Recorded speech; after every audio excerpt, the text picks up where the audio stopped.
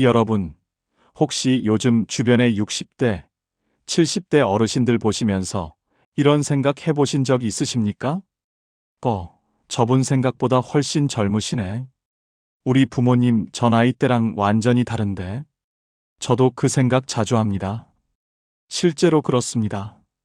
지금의 60대, 70대는 20년 전 같은 나이와 비교하면 완전히 다른 분들입니다. 외모도 생각도 사는 방식도. 이제 환갑 지났다고 집에서 TV만 보는 시대가 아닙니다. 혼자 여행을 다니고 새로운 것을 배우고 하고 싶은 것을 하며 사는 분들이 정말 많아졌습니다. 그런데 여기서 질문 하나 드리겠습니다. 여러분은 어떻습니까? 아직도 스스로를 나이 든 사람이라고 규정하고 계십니까? 아니면 지금도 뭔가 달라질 수 있다는 느낌이 있으십니까? 오늘 이 영상은 인생을 다시 설계하고 노후를 당당하게 살고 싶은 분들을 위한 이야기입니다. 요즘 변하고 있는 그 10가지 특징을 함께 파헤쳐 보겠습니다. 오늘 이 이야기를 끝까지 들으시면 여러분의 노후가 분명히 바뀌실 겁니다.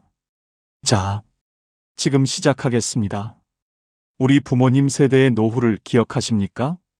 퇴직하면 집에서 TV를 보고 자식이 오기를 기다리고 명절에 손자 손녀가 찾아오면 그것이 가장 큰 기쁨이었습니다. 노후는 그렇게 정해진 공식이 있었습니다. 일을 멈추는 것, 자식에게 기대는 것, 체면을 차리는 것, 그리고 조용히 사라지는 것. 그 공식 안에서 수십 년을 살아온 세대가 있습니다. 그분들이 틀렸다는 이야기가 아닙니다. 그 시대의 방식으로 최선을 다하셨습니다. 하지만 지금은 다릅니다. 지금의 60대, 70대는 그 공식을 거부하기 시작했습니다. 조용히, 그러나 단호하게. 그리고 그 변화가 이제 하나의 흐름이 되었습니다. 그때는 자식이 중심이었습니다. 자식의 결혼, 자식의 취업, 자식의 집, 자식의 아이. 부모의 삶은 언제나 자식의 이야기로 채워졌습니다. 내가 무엇을 원하는지, 내가 무엇을 즐기는지는 중요하지 않았습니다. 그것을 꺼내는 것 자체가 이기적으로 느껴지는 시대였으니까요. 노후의 돈은 모으는 것이었습니다. 혹시 모를 병원비, 혹시 모를 자식의 어려움, 혹시 모를 상황을 위해 쓰지 않고 쌓아두는 것이 미덕이었습니다. 자신을 위해 여행을 떠나거나 취미에 돈을 쓰는 것은 사치처럼 여겨졌습니다. 체면이 소비를 지배했습니다. 이웃에게 어떻게 보일까? 친척들이 어떻게 생각할까? 그 시선이 인생의 방향을 결정했습니다. 인맥은 넓게 유지해야 했습니다. 연락이 끊기면 외롭다는 신호처럼 보였고, 모임에 나가지 않으면 뭔가 문제가 있는 사람처럼 여겨졌습니다. 은퇴는 끝이었습니다. 일을 멈추는 날이 인생이 멈추는 날이었고, 그 이후의 삶은 그저 남은 시간을 소화하는 과정이었습니다. 지금은 다릅니다. 지금의 60대, 70대는 나를 중심에 놓기 시작했습니다. 자식은 사랑하되 내 삶의 주인은 내가 되어야 한다는 것을 깨닫기 시작했습니다. 소비는 경험으로 향합니다. 물건보다는 여행, 저축보다는 지금 이 순간의 만족. 관계는 넓이가 아니라 깊이로 재편됩니다.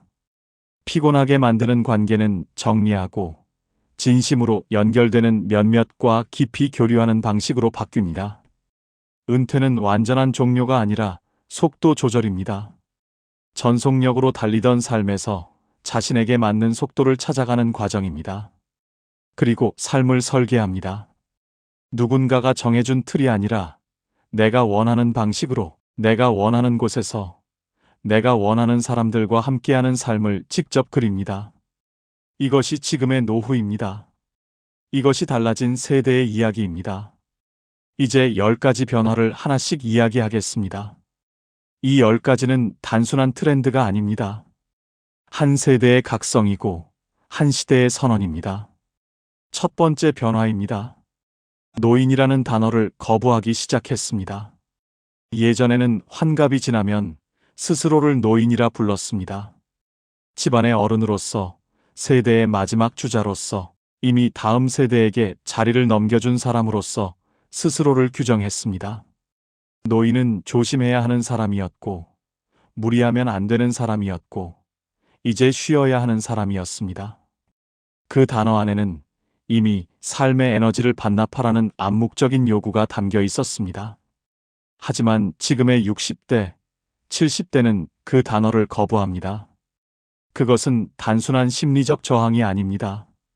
실제로 몸이 다릅니다. 생활 방식이 다릅니다. 30년 전 60대와 지금의 60대는 체력도, 정보력도, 활동 범위도 완전히 다릅니다. 어떤 분은 이렇게 말씀하십니다. 나는 노인이 아니에요. 경험이 많은 어른일 뿐이에요. 이 한 문장 안에 엄청난 에너지가 담겨 있습니다. 정체성이 달라지면 행동이 달라집니다. 행동이 달라지면 삶이 달라집니다. 오늘 당장 이 한 가지를 실천해 보십시오. 누군가 당신을 노인이라 부를 때, 혹은 스스로 그렇게 느낄 때, 조용히 이렇게 생각하십시오. 나는 지금 다시 설계 중이다. 그것만으로도 오늘 하루가 달라집니다. 두 번째 변화입니다. 아직 괜찮다는 자기 암시의 힘입니다. 심리학에서 오래전부터 이야기해온 것이 있습니다. 자신을 어떻게 인식하느냐가 노화의 속도에 실제로 영향을 미친다는 것입니다. 스스로를 늙었다고 생각하는 사람과 아직 충분히 활동적이라고 생각하는 사람 사이에는 시간이 지날수록 눈에 보이는 차이가 생깁니다. 이것은 긍정적 사고의 신화가 아닙니다. 실제 삶의 방식이 달라지기 때문입니다. 아직 괜찮다고 생각하는 사람은 더 많이 움직이고, 더 많이 배우려 하고, 더 많이 사람을 만납니다. 그 차이가 축적되면 체력이 달라지고, 인지 능력이 달라지고, 결국 삶의 질이 달라집니다. 예전의 노후에는 이런 자기 암시가 허락되지 않았습니다. 나이 앞에서 겸손해야 했고, 늙음을 인정하는 것이 어른다운 태도처럼 여겨졌습니다. 하지만 지금은 압니다. 생각이 노년을 결정한다는 것을, 태도가 시간을 이긴다는 것을. 오늘부터 거울을 볼 때 이렇게 말해 보십시오. 나는 아직 괜찮다. 아직 할 수 있는 것이 많다. 작은 말 한마디가 하루를 바꾸고, 하루가 모이면 삶이 바뀝니다. 세 번째 변화입니다. 나 중심의 인생입니다. 자식과의 거리를 다시 정의하기 시작했습니다. 이것은 매우 조심스러운 이야기입니다. 오해하지 마십시오. 자식을 덜 사랑하라는 것이 아닙니다.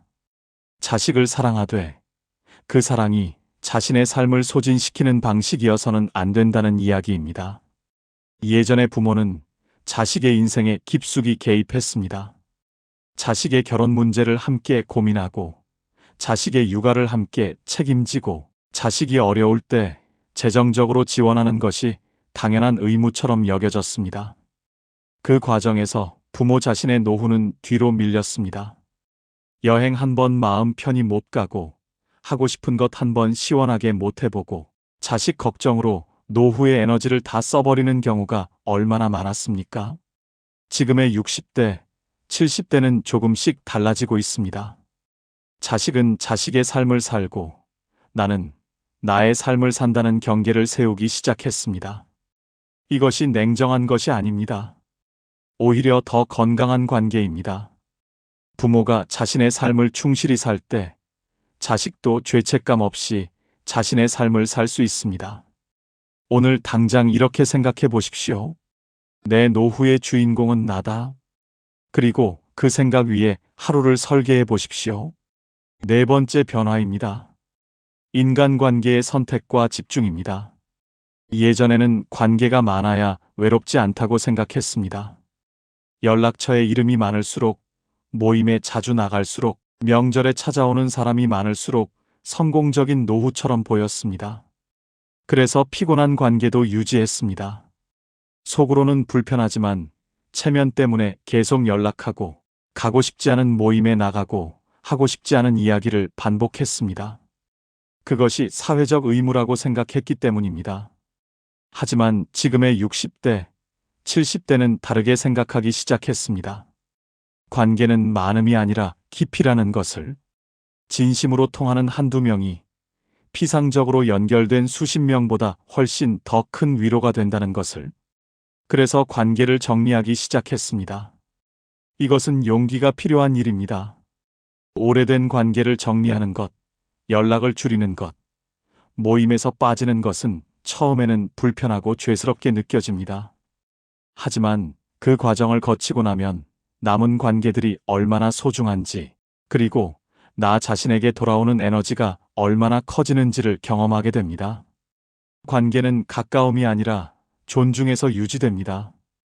오늘 당장 연락처를 한번 들여다보십시오. 볼 때마다 마음이 무거워지는 이름이 있다면 그 관계를 어떻게 할지 조용히 생각해 보십시오. 5번째 변화입니다. 체면보다 만족을 선택하는 소비입니다. 예전의 노후 소비는 체면이 지배했습니다. 자식 결혼식에 얼마를 썼느냐, 손자 용돈을 얼마나 주었느냐, 이웃에게 어떻게 보이느냐가 소비의 기준이었습니다. 정작 자신을 위한 소비는 사치로 여겨졌습니다. 맛있는 것을 먹고 싶어도 참고, 가고 싶은 곳이 있어도, 혼자서는 가기 어색하고, 갖고 싶은 것이 있어도 이 나이에 무슨 필요냐 싶어서 포기하는 일이 많았습니다. 하지만 지금의 60대, 70대는 다르겠습니다. 경험했습니다. 물건보다는 여행, 저축보다는 지금 이 순간, 남의 시선이 아니라 내 만족이 소비의 기준이 됩니다. 이것은 단순한 소비 트렌드의 변화가 아닙니다. 삶의 철학이 바뀐 것입니다. 돈을 모으는 노후에서 잘 쓰는 노후로의 전환입니다. 물론 준비 없이 쓰라는 이야기가 아닙니다. 하지만 평생 아끼고 모은 것을 자신을 위해 쓰지 못하고 세상을 떠나는 것, 그것도 아름다운 삶이라고 할 수는 없습니다. 오늘 당장 이렇게 생각해 보십시오. 지금 내가 진심으로 원하는 것이 무엇인가? 그리고 그것을 위해 작은 계획 하나를 세워 보십시오. 여기서 한 분의 이야기를 해드리고 싶습니다. 경기도 수원에 사시는 김명숙 씨는 올해 67세입니다. 남편을 먼저 보내고 혼자 사신 지 5년이 되었습니다. 처음 1년은 정말 힘드셨다고 합니다. 집에만 있으면 남편 생각이 나고 밖에 나가면 혼자라는 사실이 더 외롭게 느껴졌습니다. 자식들은 각자의 삶이 바빠서 자주 오지 못했고 그것을 원망하지는 않았지만 오래된 친구들과의 연락도 점점 줄어드는 것이 느껴졌습니다. 그러다 어느 날 우연히 스마트폰으로 유튜브를 보게 되었습니다. 자신이 좋아하는 꽃 관련 영상이었습니다. 그걸 보다 보니 직접 해보고 싶어졌습니다. 처음에는 그냥 화분 몇 개를 사서 키우기 시작했습니다. 그런데 그게 점점 재미있어졌습니다. 영상으로 공부하고 화원에 가서 물어보고 직접 심고 가꾸면서 하루하루의 이유가 생겼습니다. 1년이 지났을 때 자식이 그러더랍니다. 어머니 요즘 뭔가 달라지셨어요. 눈빛이 살아있어요. 그 말 한마디가 너무 기뻐서 눈물이 났다고 하십니다. 그리고 2년이 지났을 때 용기를 냈습니다. 작은 유튜브 채널을 시작했습니다. 꽃 키우는 이야기를 올리기 시작했습니다. 지금 구독자가 3,000명이 넘었습니다. 조회수가 중요한 것이 아닙니다. 이분에게는 댓글 하나하나가 살아있다는 증거입니다. 저 살아있어요. 아직 괜찮아요. 그것이 이분의 매일입니다. 6번째 변화입니다. 은퇴의 공식이 완전히 파괴되었습니다. 예전에는 은퇴가 명확한 선이었습니다. 어느 날 직장을 그만두면 그 이후부터는 더 이상 일하는 사람이 아니었습니다.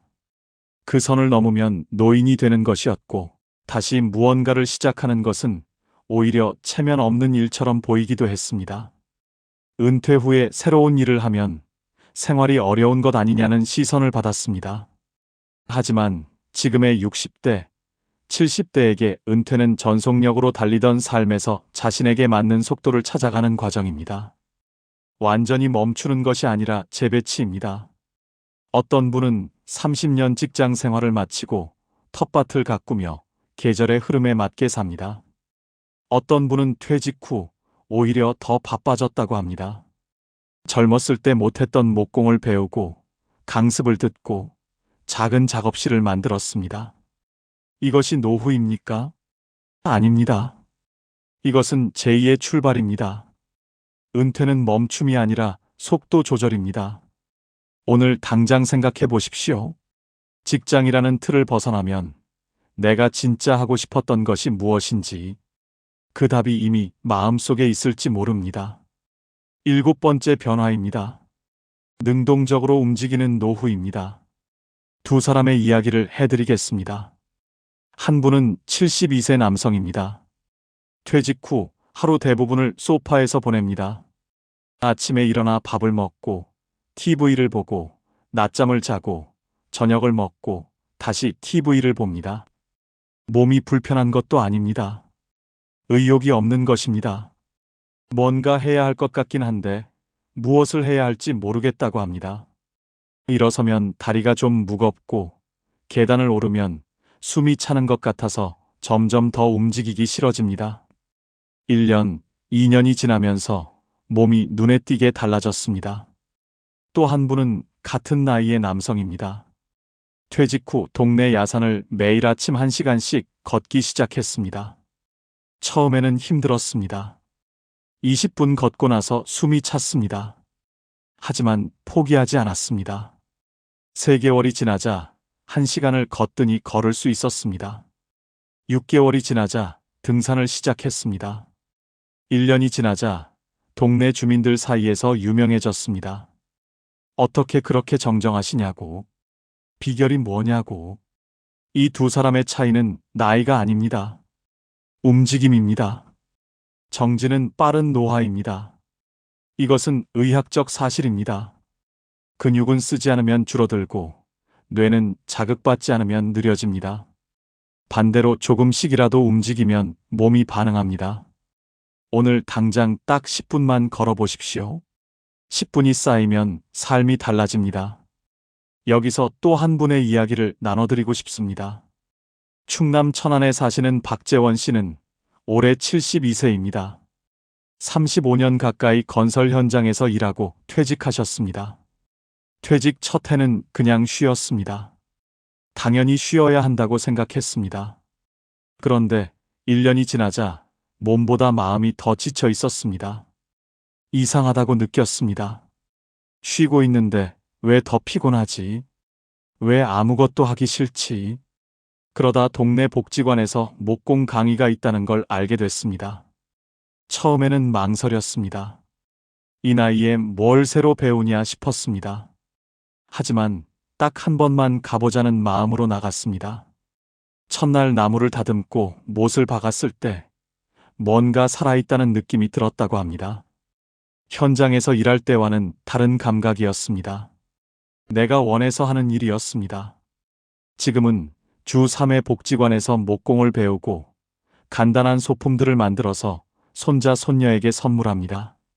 아이들이 좋아할 때 그 순간이 이분에게는 가장 큰 기쁨이라고 합니다. 멈춰있던 삶이 다시 움직이기 시작했습니다. 소일거리 하나가 노후를 바꿨습니다. 8번째 변화입니다. 일상적인 건강관리입니다. 예전의 노후 건강관리는 병원 중심이었습니다. 아프면 병원 가고 약을 처방받고 다음 예약을 잡는 것. 그것이 건강을 챙기는 방식이었습니다. 사전에 예방하고 일상에서 관리하는 개념이 약했습니다. 그 결과 만성질환이 생기고 약이 늘어나고 병원 의존도가 높아지는 패턴이 반복되었습니다. 하지만 지금의 60대, 70대는 다르게 접근하기 시작했습니다. 병원보다 일상이 먼저입니다. 수면을 관리합니다. 밤 11시에는 자고 아침 6시에 일어나는 리듬을 지킵니다. 걷기를 생활화합니다.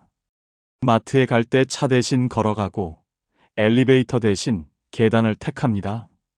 식습관을 조절합니다. 짜게 먹지 않고 채소를 늘리고 가공식품을 줄입니다. 이것이 거창하게 들릴 수 있습니다. 하지만 이 3가지만 꾸준히 해도 노후의 체력이 달라집니다. 그리고 체력이 달라지면 삶의 반경이 달라집니다. 갈 수 있는 곳이 많아지고 할 수 있는 것이 많아지고 더 많이 웃을 수 있습니다. 오늘 저녁 10시 이후에 스마트폰을 내려놓고 내일 아침 일어나서 물 한 잔 마시고 10분 걸어 보십시오. 그것이 시작입니다. 9번째 변화입니다. 스마트폰을 생활화하기 시작했습니다. 예전에는 디지털 기기가 젊은 세대의 전유물이라고 생각했습니다.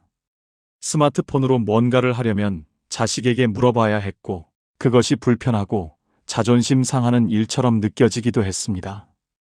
그래서 많은 분들이 스마트폰을 그냥 전화기로만 사용하셨습니다. 하지만 이제는 달라졌습니다. 디지털 적응은 생존 능력입니다. 은행을 가지 않아도 송금이 됩니다. 병원 예약을 앱으로 합니다. 쇼핑을 집에서 합니다. 유튜브로 무엇이든 배웁니다. 지도 앱으로 처음 가는 곳도 혼자 찾아갑니다. 이 모든 것이 스마트폰 하나로 가능합니다. 스마트폰을 잘 쓰는 것과 못 쓰는 것의 차이는 단순한 기술 격차가 아닙니다. 삶의 자립도의 차이입니다. 스마트폰을 잘 다루는 70대는 자식에게 덜 의존합니다. 더 많은 정보를 스스로 얻습니다. 더 많은 것을 혼자 해결합니다. 그것이 자존감을 지켜줍니다.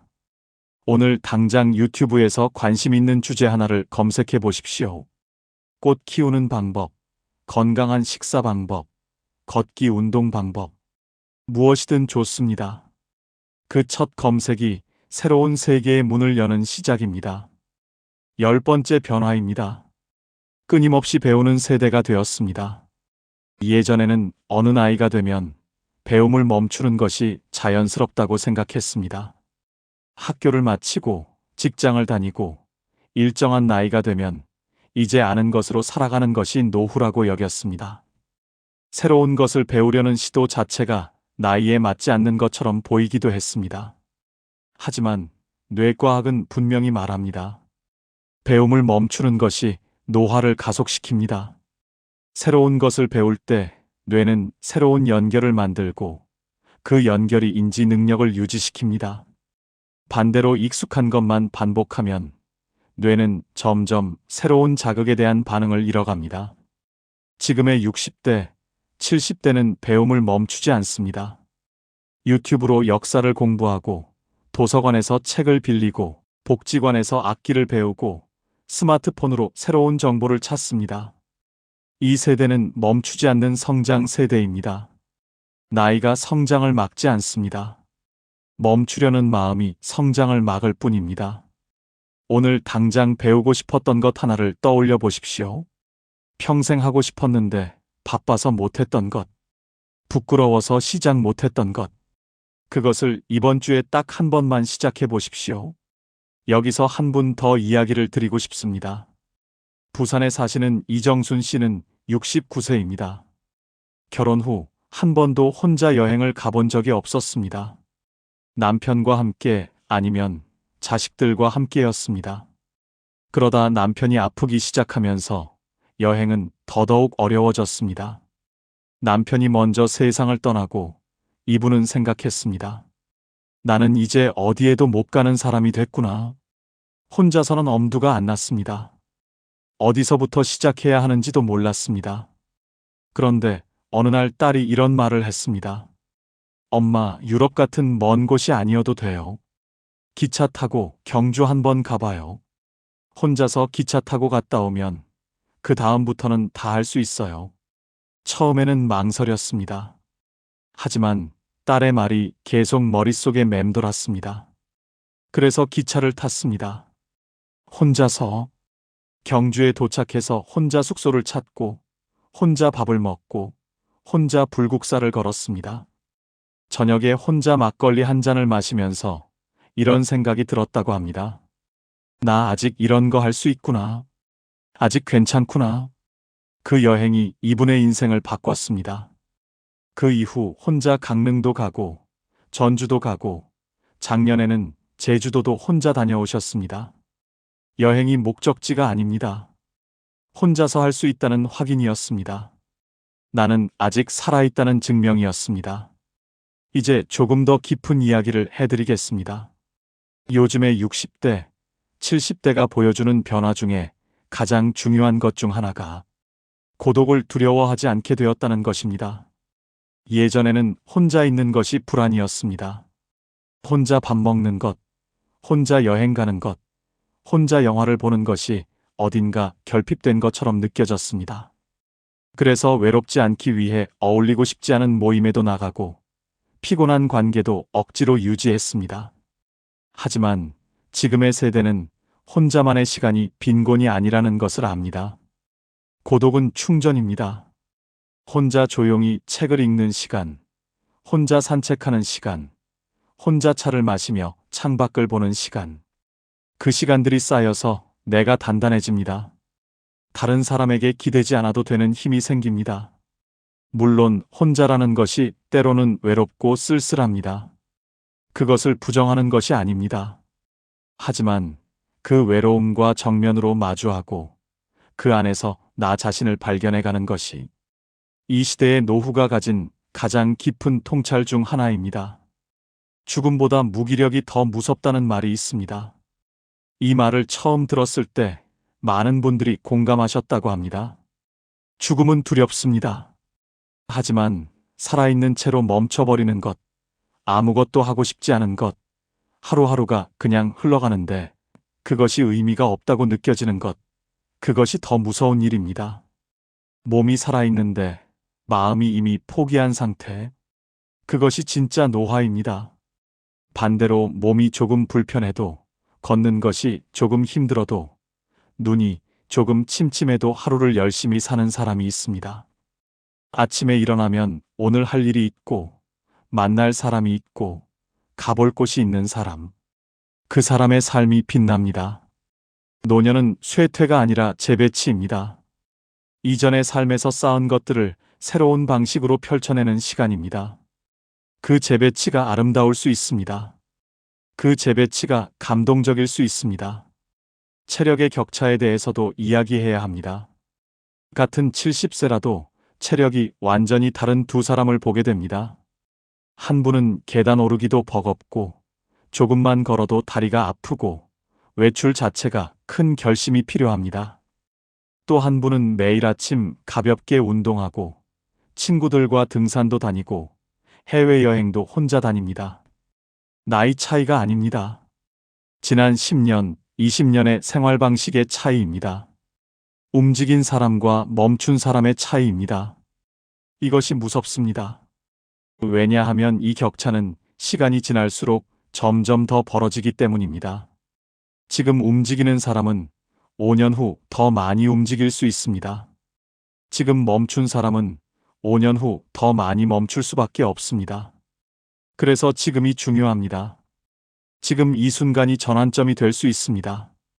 오늘 조금 더 움직이기로 결심하는 것이 5년 후, 10년 후의 삶을 완전히 다르게 만들 수 있습니다.